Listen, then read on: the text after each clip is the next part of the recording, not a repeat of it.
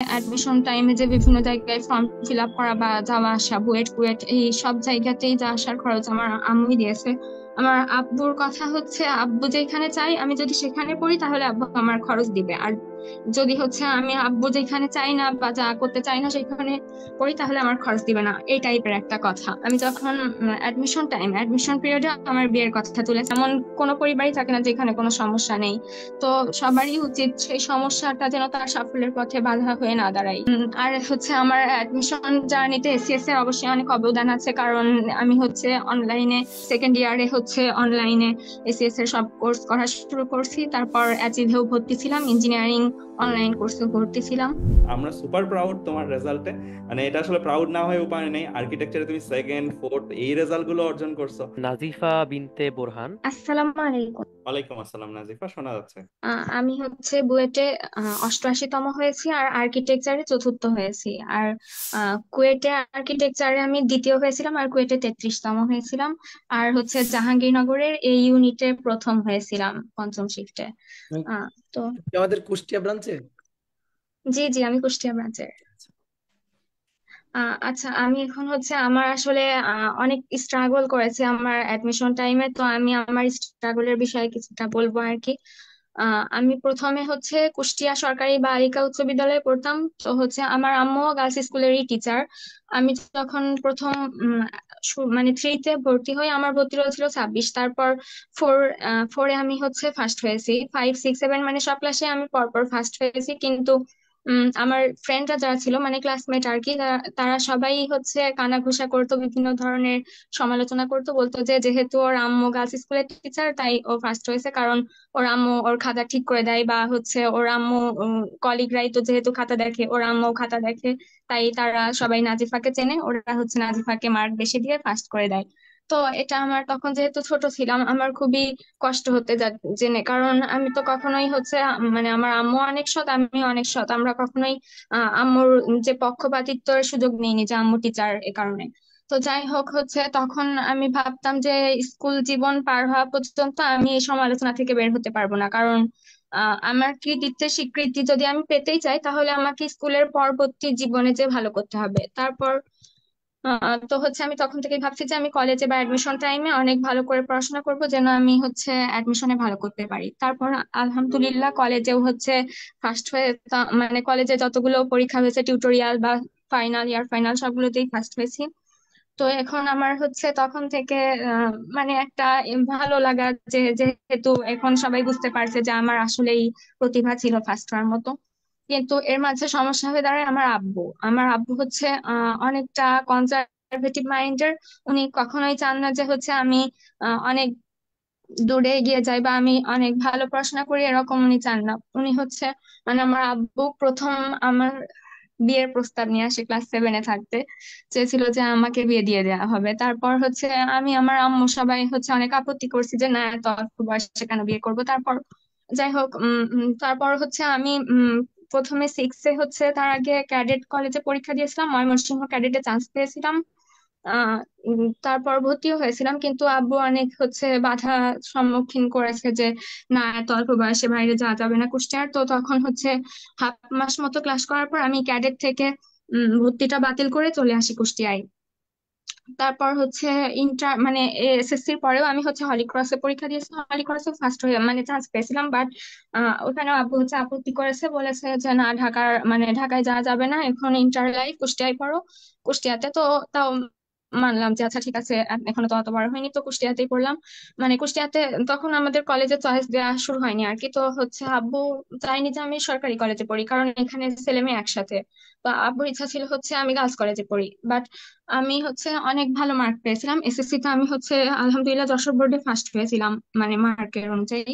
তো উম সে অনুযায়ী আমাদের যেহেতু হচ্ছে কলেজ সিলেকশন মার্ক অনুযায়ী হয়, আমার সরকারি কলেজে অবশ্যই হবে। আর গার্লস কলেজে অতটা ভালো মানের না, মানে প্রথম দিকের স্টুডেন্টরা সরকারি কলেজে পড়ে। তো আমি যাই হোক পরে সবাই মিলে আত্মীয় স্বজনরা বুঝিয়ে রাজি করলো আব্বু যে সরকারি কলেজে পড়ুক ছেলে মেয়ে একসাথে হলেও সমস্যা কি, আমি তো আমার মতোই থাকবো। তারপর পড়লাম সরকারি কলেজে। তারপর হচ্ছে অ্যাডমিশনের সময় আব্বু চাইনি যে আমি ইঞ্জিনিয়ারিং করি বা হচ্ছে বুয়েটে মানে পরীক্ষায় দিই, এটাই আব্বু চাইনি। আব্বু চেয়েছিল যে আমি হয় সরকারি কলেজেই অনার্স করি, মানে আমাদের কলেজটা হচ্ছে অনার্স মাস্টার্স আছে, তো হচ্ছে চেয়েছিল হয় সেখানেই অনার্স মাস্টার্স করি, আর যদি ইউনিভার্সিটিতে পড়তেই চাই তাহলে যেন আমি ইসলাম ইউনিভার্সিটিতে পড়ি। আমাদের হচ্ছে কুষ্টিয়াতেই যেই ইসলাম ইউনিভার্সিটি, মানে আব্বুর ইচ্ছা না যে আমি কুষ্টিয়ার বাইরে যাই।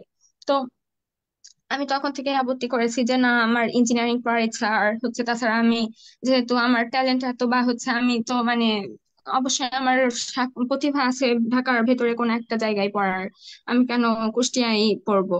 তা বা ঢাকায় পড়লে আমি ভালো করতে পারবো। যাই হোক, পরে হচ্ছে অ্যাডমিশন টাইমে আমি ঢাকায় আসি প্রথমে। তাতেও আব্বু অনেক বাধা দিয়েছে। যাই হোক, আমার আম্মু আমার প্রতি খুবই সাপোর্টিভ। আমার আম্মু হচ্ছে গার্লস স্কুলের টিচার। আম্মু আমার পড়াশোনার সব খরচ বহন করছে। তারপর এখন হচ্ছে অ্যাডমিশনের সময় আমি ফার্মগেট ব্রাঞ্চে প্রথমে আসছিলাম।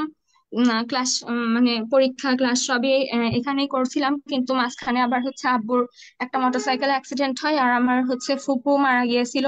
তো মোটরসাইকেল অ্যাক্সিডেন্টে আমার আব্বুর হচ্ছে হাঁটুর জয়েন্টে ফ্র্যাকচার হয়ে গিয়েছিল। তো সেজন্য আমরা ক্লাস শেষ করার আগেই হচ্ছে কুষ্টিয়া চলে আসি, যেহেতু কুষ্টিয়াতে তখন আব্বু একা ছিল। আর আম্মু আমার সাথে হচ্ছে উইদাউট পেমেন্ট স্কুল থেকে ছুটি নিয়ে ফার্ম গেটে আমার সাথে ছিল আর কি অ্যাডমিশন টাইমে। তারপর হচ্ছে আম্মু তখন ছুটি ক্যান্সেল করে কুষ্টিয়াতে চলে আসে, আমিও চলে আসি। তারপর থেকে আমি হচ্ছে আগে মানে কুষ্টিয়া ফার্ম গেট ব্রাঞ্চে ছিলাম অ্যাচিভে, তারপর ওটা ট্রান্সফার হয়ে কুষ্টিয়া ব্রাঞ্চে আসি। তারপর কুষ্টিয়াতেই বাকি পরীক্ষাগুলো দিয়েছি। আর এই যে অ্যাডমিশন টাইমে যে বিভিন্ন জায়গায় ফর্ম ফিল আপ করা বা যাওয়া আসা, বুয়েট কুয়েট এই সব জায়গাতেই যা আসার খরচ আমার আম্মুই দিয়েছে।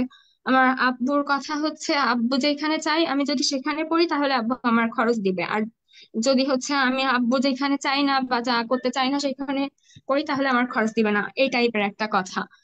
আর হচ্ছে আমার ভাইয়ার ক্ষেত্রেও এরকম হয়েছিল যে হচ্ছে ভাইয়া যখন ইন্টারের পর ভার্সিটিতে ভর্তি হবে, ওর হচ্ছে আনফরচুনেটলি কোনো পাবলিক ইউনিভার্সিটিতে চান্স হয়নি। তো তখন ওর ইচ্ছা ছিল যে প্রাইভেটে পড়বে। তো আব্বুর ইচ্ছা ছিল না, ও প্রাইভেটে পড়াবে না ওকে, কোনো পলিটেকনিক থেকে ডিপ্লোমা করে বিএসসি ইঞ্জিনিয়ারিং পড়াবে এই টাইপের। তো আম্মুর ইচ্ছা যে না, ওর হচ্ছে সিএসসি তে খুবই আগ্রহ। তো আহ, তা আম্মু হচ্ছে ওকে সিএসসি তে ড্যাফোডিল ইউনিভার্সিটিতে ভর্তি করেছে। এখন আম্মু ওর পড়াশোনার সব খরচ বহন করে, আমার পড়াশোনার সব খরচ বহন করে। আবার হচ্ছে আব্বু, আমি যখন অ্যাডমিশন পিরিয়ডে আমার বিয়ের কথা তুলেছে, বলছে যে হচ্ছে আমি ভার্সিটিতে যদি ভর্তি হইও, আমি যখন ফার্স্ট ইয়ারে থাকবো তখনই আমার বিয়ে দিবে আর কি। তো তাতেও আমরা অনেক আপত্তি করেছি। তো যাই হোক, আমি মানে ভেবে দেখলাম যে আব্বু যেভাবে চাই, আমি যদি সেইভাবে চলতে চাই, আমার কখনোই হচ্ছে জীবনে অনেক বড় হওয়া বা আমার যে স্বপ্ন সেটা আমি পূরণ করতে পারবো না। তো তাই ভেবেই হচ্ছে আমরা এখন ভেবে নিয়েছি যে আব্বু যাই বলুক, আমি আমার যেখানে ইচ্ছা আমি সেখানেই পড়বো আর কি। আর হচ্ছে আমার অ্যাডমিশন জার্নিতে এসিএস এর অবশ্যই অনেক অবদান আছে, কারণ আমি হচ্ছে অনলাইনে প্রথম থেকে ছিলাম না, আমি সেকেন্ড ইয়ারে হচ্ছে অনলাইনে এসিএস এর সব কোর্স করা শুরু করছি। তারপর অ্যাচিভেও ভর্তি ছিলাম, ইঞ্জিনিয়ারিং অনলাইন কোর্সে ভর্তি ছিলাম। আর হচ্ছে আমার জুনিয়রদের জন্য কথা হচ্ছে যে সবারই বিভিন্ন ধরনের বাধা সমস্যা থাকে, কারো শারীরিক সমস্যা, মানসিক সমস্যা, আর্থিক সমস্যা বা পারিবারিক সমস্যা, বিভিন্ন ধরনের সমস্যা থাকতে পারে। তো যে ধরনের সমস্যাই থাকুক, মানে কম বেশি সমস্যা সবারই থাকে, এমন কোনো পরিবারই থাকে না যেখানে কোনো সমস্যা নেই। তো সবারই উচিত সেই সমস্যাটা যেন তার সাফল্যের পথে বাধা হয়ে না দাঁড়ায়। সেই সমস্যাটাকে যদি ওভারকাম করে নিজের লক্ষ্য পূরণ করতে পারে তাহলে সে হচ্ছে সফল হবে। এইটুকুই। নাজিফা, তোমার মানে তুমি যে বাধাগুলো অতিক্রম করে আজকে এই জায়গায় আসছো এবং এমন রেজাল্ট করছো, মাশাল্লাহ। এন্ড এটা আসলেই অনেকের জন্য অনুকরণীয়। তুমি কোন সাবজেক্টে পড়বা ফাইনালি ডিসাইড করছো? জি, আমি হচ্ছে ফার্স্ট চয়েস ট্রিপলি দিয়েছিলাম। আমি ট্রিপলিতে বেশি আগ্রহী সিএসসির থেকে, তাই বুয়েট কুয়েট দুইটাতে আমি ফার্স্ট চয়েস ট্রিপলি দিয়েছি, ট্রিপলিতেই হয়েছে। যাক, আলহামদুলিল্লাহ, বুয়েট ট্রিপলি মানে এটা অনেকের ড্রিম। অ্যান্ড হোপফুলি তুমি মানে এই জায়গাতেও ম্যাক্সিমাম শাইন করার যে পার্টটা সেটা করবা। অ্যান্ড আমি একটু কথা বলবো এক্ষেত্রে আঙ্কেলকে সাথে রেখেই আমি কথাটা বলবো যে অনেক ক্ষেত্রে বাবা মারা মানে ছেলে মেয়েদের ক্ষেত্রে বুঝতে পারবে না যে তার কি চাওয়াটা। তবে আমি তোমার ক্ষেত্রে একটা জিনিস বলবো যে এই ক্ষেত্রে বাবা ভুল করতেছেন বা ভুল চাচ্ছেন জিনিসটা এভাবে নিবা না। হয়তো আঙ্কেল এমন ভাবে ভাবতেছেন তোমার লাইফটা হয়তো সহজ করার জন্য, বা তিনি তার একটা পরিকল্পনা থাকতে পারেন যে হয়তো তোমার ক্ষেত্রে তিনি ভাবতেছেন যে সেটা হলেই ভালো। তো এটা কোনোটাই আসলে খারাপ বা ভালো বলার কিন্তু সুযোগ নাই। হতে পারে যে আঙ্কেল যেটা ভাবতেছেন তোমার জন্য সেটা খারাপ নিয়তে ভাবতেছেন না, সেটাও হয়তো একটা ভালো নিয়তেই ভাবতেছেন। তো আমি এতটুকু বলতে পারি যে তুমি যেহেতু তারই সন্তান, তুমি কখনো আঙ্কেলকে ভাববা না যে সে তোমাকে কোনো কিছু চাপিয়ে দিচ্ছে। হয়তো দেখবা জীবনে একটা সময় পরে তিনিই সবচেয়ে বেশি প্রাউড ফিল করতেছেন তোমার অর্জনগুলো নিয়ে। তুমি আজকে যে অর্জনটা করছো এটা যদি বুঝায় বলো, এবং এই যে পজিশনটা তুমি পাইছো, আমার তো মনে হয় বইয়ের টপ 100-এ মেয়ে খুব হাতে গোনা কয়েকজন থাকবে, এর মধ্যে তুমি আসো। মানে এটা কিন্তু একটা লাইক কি বিরল অর্জন। মানে বাংলাদেশে তুমি ধরো টপ 0.1% মেয়েদের মধ্যে বিলং করো, মানে ইন্টেলেকচুয়াল দিক দিয়ে। সো তুমি এইরকম একটা অবস্থায় আছো, আঙ্কেল যদি এটা রিয়েলাইজ করতে পারে, আঙ্কেল এটা তোমাকে নিয়ে অনেক বেশি প্রাউড ফিল করবে।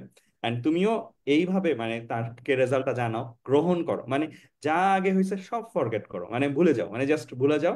আজকে এই দিনটা তুমি উপভোগ করো তোমার ফ্যামিলির সাথে এবং সবাইকে একসাথে নিয়ে, এন্ড ইনশাল্লাহ তুমি জীবনে আরো অনেক ভালো কিছু করতে পারবা, যেখানে দেখবা এলি ওই মানুষটা হবে যে তোমার সব সময় পাশে থাকবেন।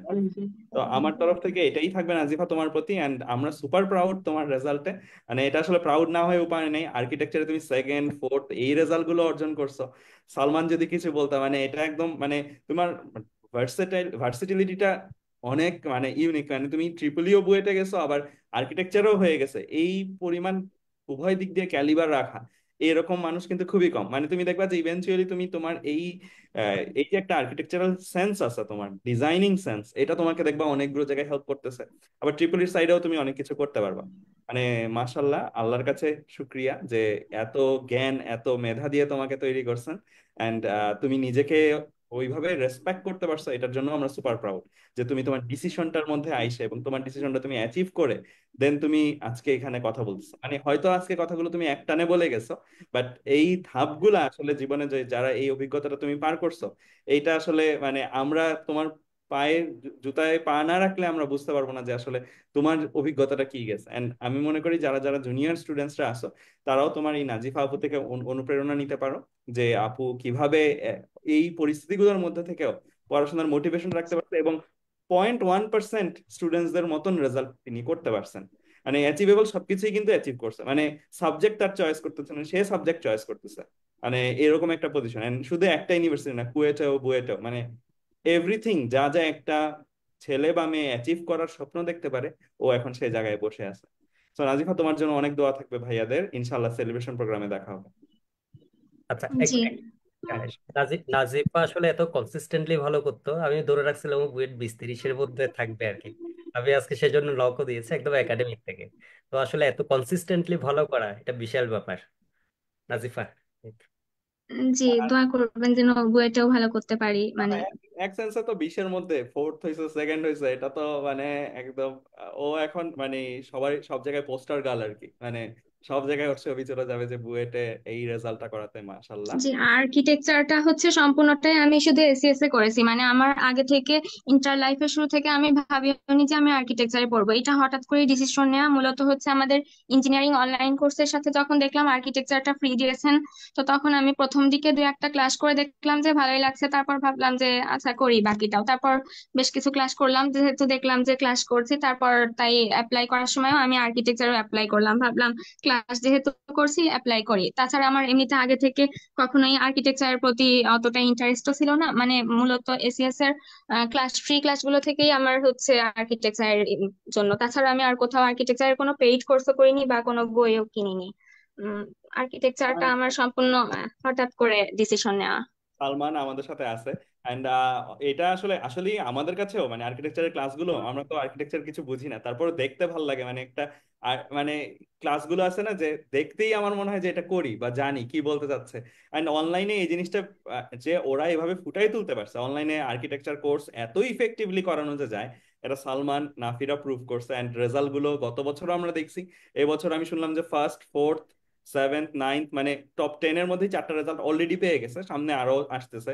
অ্যান্ড আমাদের বেশিরভাগ স্টুডেন্টদের ক্ষেত্রে যেটা হয়, আর্কিটেকচার জন্য কিন্তু আলাদাভাবে গাইডলাইনটাই পাইনি। আমরা যখন আর্কিটেকচার বুয়েটে পরীক্ষা দিই তখন ক ইউনিট কি খ ইউনিট কি এটাই আমরা জানতাম না।